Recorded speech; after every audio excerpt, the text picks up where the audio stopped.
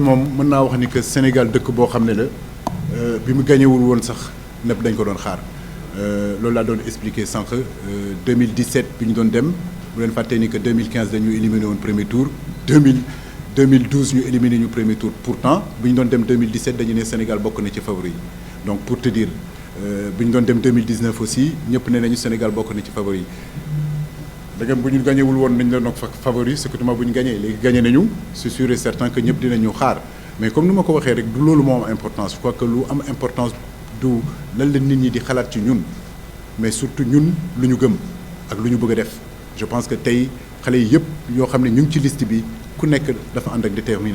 détermination boobu mooy que coupe bii nga xam ne yàlla may nañu ko bëgg nañ ko teg Côte d'Ivoire indiwaat ko fii en tout cas loolu mooy suñu yaakaar te loolu mooy suñu bébét te loolu nañ bëgg te loolu nañ bëgg askanu Sénégal yëpp ñaan si waaw ñu ngi dem ñu ngi leen di sàkku ñaan vraiment fépp kilifa diine yi kilifa aada yi vraiment fépp fu ngeen nekk Sénégal muy dans le diaspora seen i doom a ngi dem